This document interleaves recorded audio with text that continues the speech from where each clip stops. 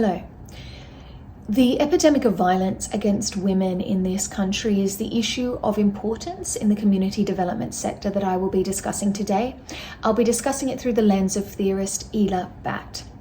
1 month ago, the Australian Institute of Criminology released data showing that there had been a 30% increase in the rate of women killed by their intimate partner as compared to the previous year of studies, and that is for the financial year of 2022 to 2023. This is despite a 30-year downward trend. And so far this year, as of the 1st of June, when I'm recording this, 27 women have been killed by men. Alarmingly, that figure is almost double when compared to this time period of last year. This issue is prominent in our current media landscape, and the severity and escalation of this issue in 2024 has triggered mass protests seen throughout our nation. I will discuss this issue through the lens of theorist Ela Batt. Batt was born into an educated, successful middle-class Brahmin family, and she studied law at university. Both of Batt's parents were activists in their own right, and her mother worked as a leader in the All Indian Women's Conference. Her work entailed advocacy for women's rights and educational rights. So I believe this, coupled with her education, the influence of her parents' work and her education at university, inspired Batt to embark on her life's work: the empowerment of marginalized women in the informal economy. Batt created the Self-Employed Women's Association, SEWA, in 1972, and Batt's goals with SEWA were to support women in the informal sector by providing them with support, resources, and a platform for collective activism. SEWA is an organization, but it's also a trade union, and this further enhances women's ability within this organization to achieve their own advocacy and their own financial empowerment. Batt further organized SEWA into a cooperative bank in 1974, allowing her members to have access to financial services. SEWA has grown significantly, and today it has 1.9 million members, and it represents over 125 informal trades. I believe Batt may have understood the issue of the epidemic of violence against women in our country and its causes as being inextricably linked to the inequality and discrimination based on gender throughout this nation's history. I perceive Batt to interpret the violence against women as a manifestation of the inequalities in this country based on gender, and also based on race and other power imbalances such as financial imbalances. Batt may have understood a key cause of this issue to be financial.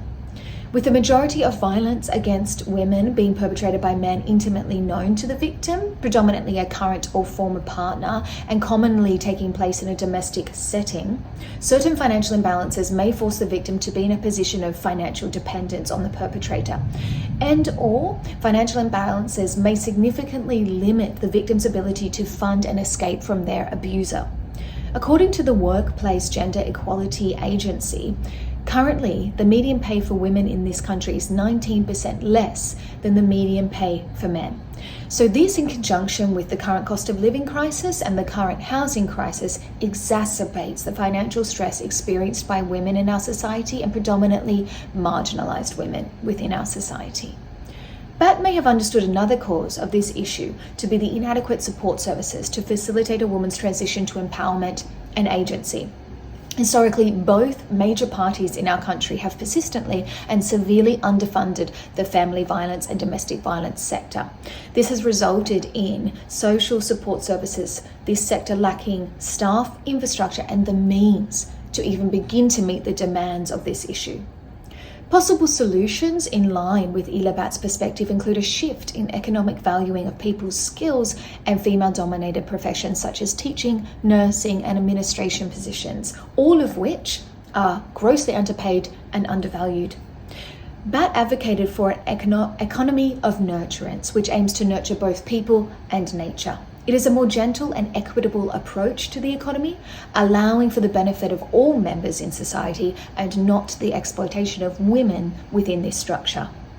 In line with Batt's perspective, another possible solution to this issue, and specifically the issue of inadequate support services, could be an organization much like SEWA, specifically targeting the grassroots empowerment of women, providing them with access to support their health, their safety, accessing financial assistance, predominantly legal aid, and protecting them within their own communities.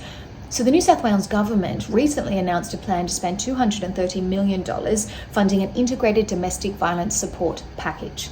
Some aspects of this package reflect the aforementioned possible solutions, such as the Staying at Home Leaving Violence program, which prioritises the victim over the perpetrator. Thank you for your time and your engagement today with the issue of gender-based violence in our country as an important issue in the community development sector.